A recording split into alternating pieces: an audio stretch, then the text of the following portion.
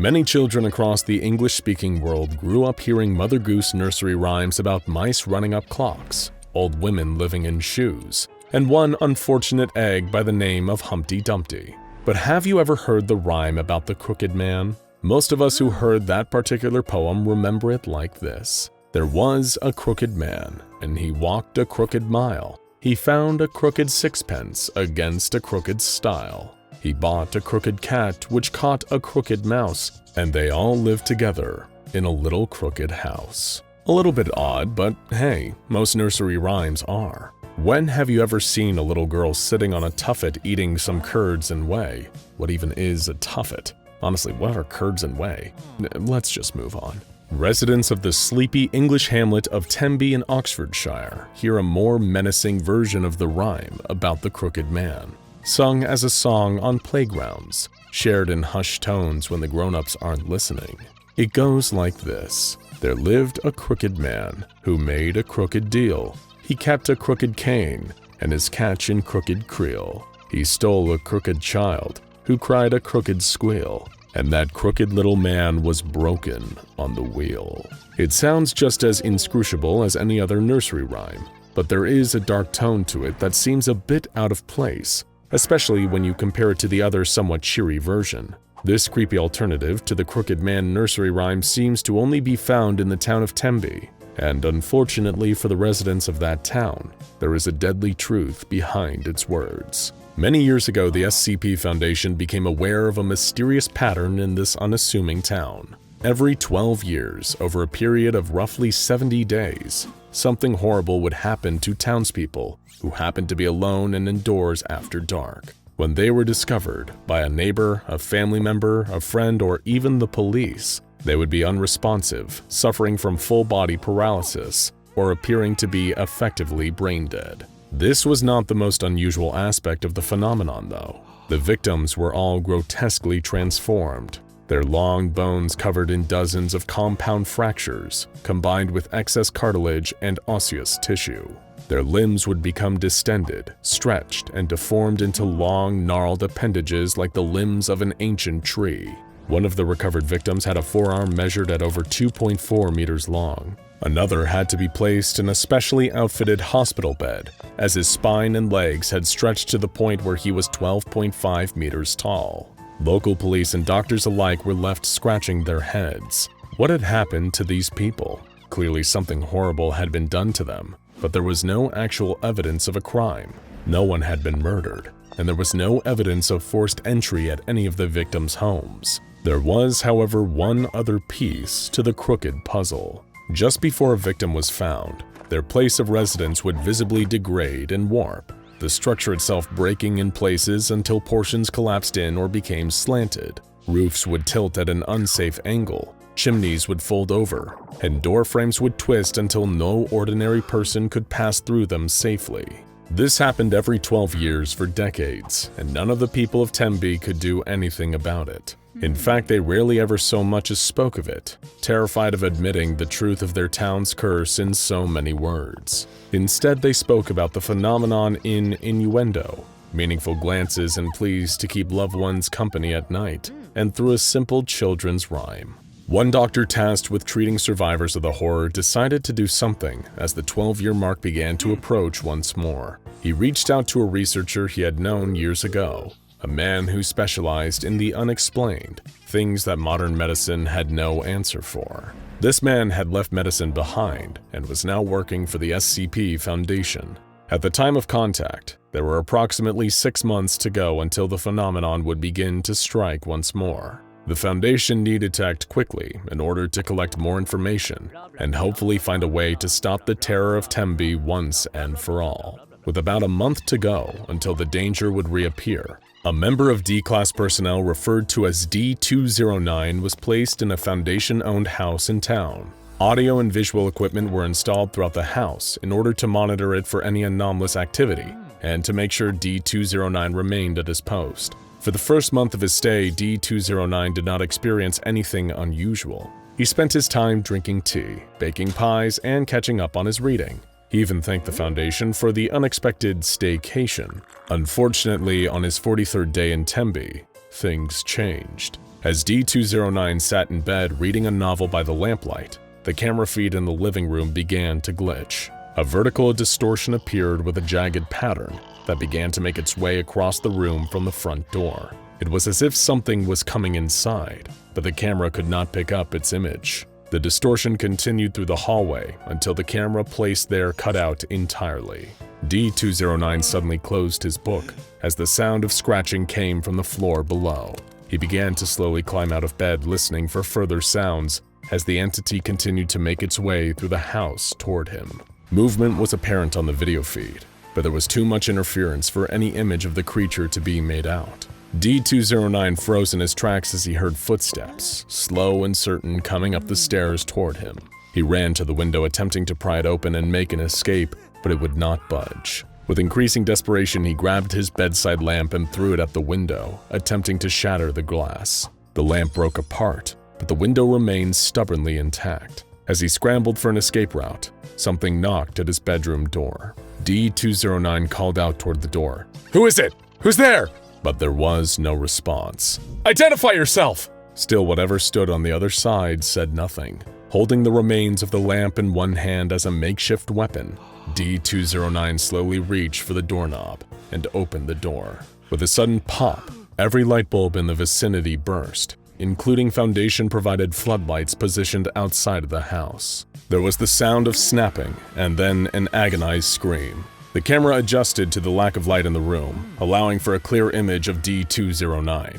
He was wailing and holding his right arm, which appeared to be broken just above the elbow. The arm began to stiffen and elongate, indicating impossibly fast bone growth. "Screw this! You're not taking me! I'm getting out of here alive!" he yelled, running down the hallway. He collapsed as another snapping sound echoed throughout the hall. "My leg's broken! Send help, please!" He called to someone, anyone who might be watching the feed. Slowly, painfully, he pulled himself to his feet. He lifted his right arm to the camera, showing that it had been broken again below the elbow, pointing in the opposite direction of the first break. "What are you doing? Help me!" he screamed.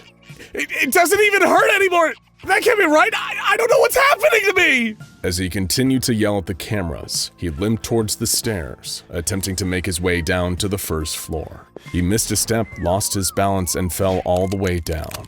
12 loud snaps were heard as he went. When he landed on the ground, his bones were broken in several other places, only to be immediately set where they had broken as he screamed. He dragged himself into the living room, battling against his own body, which had become something foreign to him.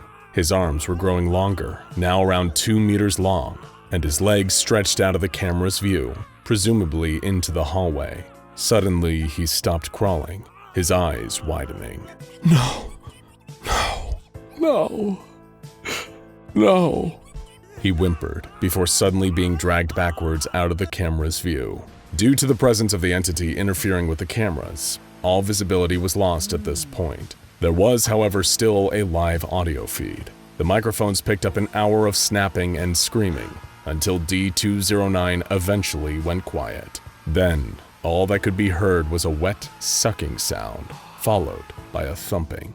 Meanwhile, at the hospital, 27 other victims of the entity were lying in hospital beds. As D209 met his unfortunate fate, all of the hospitalized victims began to experience seizures at the same time and seized for several minutes. 5 patients were killed and 2 researchers were injured in the chaos. After the incident at the hospital, reports of a seismic event at the edge of town began to circulate. Because there had been no actual earthquake in the area, the research team realized that this disturbance had to be somehow related to the phenomenon. They planned to investigate in order to learn more about the entity behind it all, which they had now officially designated SCP-783, the Crooked Man. A team of personnel were sent to investigate the site of the seismic event, only to find a group of Temby townsfolk clustered around the area in a field at the south of town. The crowd refused to let the researchers through and would not budge until one researcher, Agent Collins, pulled out her firearm and fired a shot into the air. The sound frightened the crowd, and they realized this mysterious foundation really meant business. Where the crowd had been, Agent Collins could see toes, unnaturally long, crooked toes, poking up out of the ground. They were going to need some help. and a lot more shovels to uncover this mystery. By the next day, a dig team had uncovered a mass grave filled with victims of SCP-783. There were dozens of elongated bodies spread throughout the 5-meter-wide hole, stacked on top of each other with their heads facing down and their arms outstretched towards the bottom of the pit. Their limbs had grown around each other, twisting together to the point where they could not be removed one at a time. While trying to collect a tissue sample from one of the bodies, researcher Singer lost his balance as the ground beneath him gave way and he fell. He attempted to find a foothold and climb back up, but fell through the gnarled arms and down into the pit. Thinking quickly, Agent Collins grabbed a rope and tied it around her waist. She would lower herself down into the grave and would signal when she was ready for them to pull her out. Agent Collins descended into the pit, over 20 meters down, before she signaled for the team to pull her back out. Then she told them what she had seen. There was something down there, the entrance to another location beneath all of the bodies. Someone asked if there was any sign of researcher Singer. Collins shook her head, face growing pale. She hadn't seen him down there. He was gone.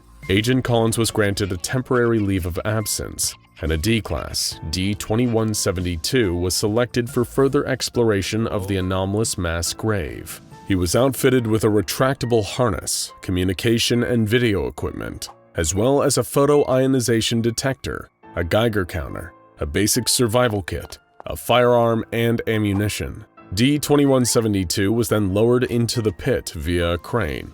After 12 meters of descent, there was no longer any visible light inside the pit, and D-2172 switched on his headlamp. A few moments later, D-2172 began tugging on the tether, demanding to be lowered more quickly. When asked why, he insisted, "Someone just touched my back." At 18 meters down, D-2172 began to feel a sense of confusion and dizziness, unable to tell which direction he was going. At this point in the pit, gravity had inverted, forcing D-2172 to climb upward in order to continue moving down as he crossed into another world. There was daylight visible here again, as D-2172 climbed out from within the mass of bodies. There he found a seemingly identical version of the town of Temby. He was instructed to take soil samples, and the monitoring researcher noticed something odd on the video feed. There were marks in the dirt around the grave that appeared to have been made by fingers pulling across the ground. They decided not to relay this to D-2172. After the soil samples came up normal, D-2172 was instructed to walk to a nearby cottage and look for any sign of the missing researcher Singer. He knocked on the door, and with no answer let himself in. He saw no one inside and began to walk through. In the bedroom on the wall, there was a charcoal sketch of a humanoid figure holding a staff of some kind. Command ordered him to approach the drawing, but he protested, saying he felt incredibly uncomfortable looking at it. He relented and began to approach, but as he did, the quality of the video feed began to degrade until it was filled with static.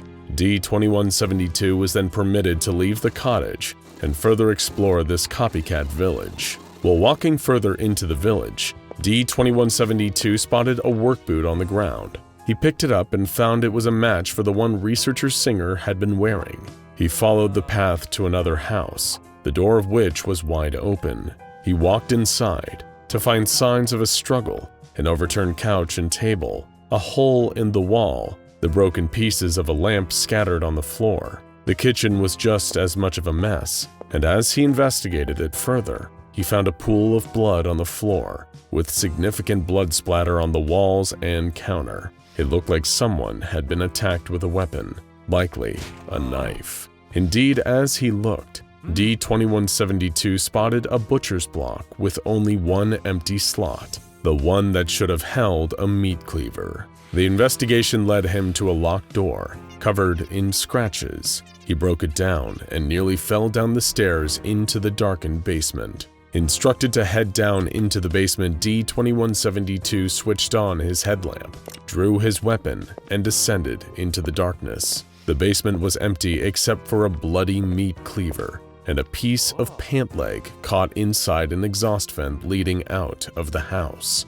The pants resembled those worn by Singer before his fall. D-2172 peered into the vent for a closer look, but was startled by the sight of something scuttling out of sight. Whatever it was fleshy, and it was not something he cared to see more of. D-2172 continued on his expedition, walking north and away from the town limits of Temby.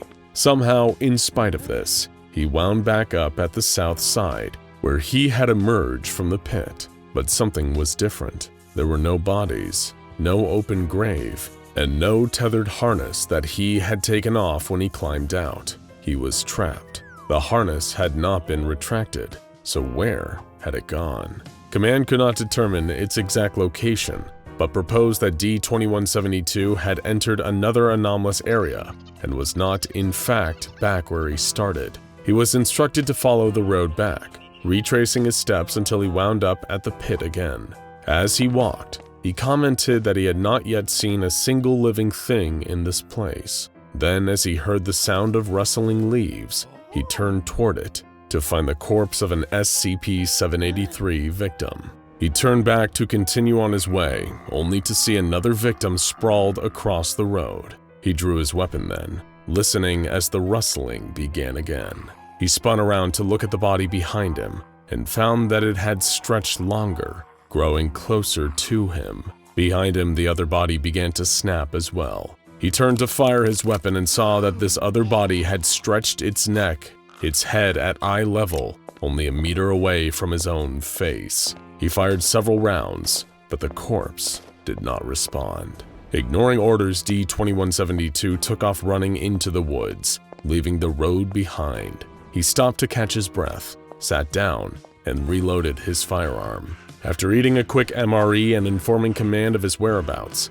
he set back off on his journey through the forest. After 14 minutes of walking, he began to feel movement under the ground. Short, sharp bursts of motion reverberating through the earth. He could also hear a thumping sound coming from beneath him. On the video feed, Command saw what appeared to be a silver birch tree lifting out of sight, then dropping down back into the forest, shaking the ground on impact.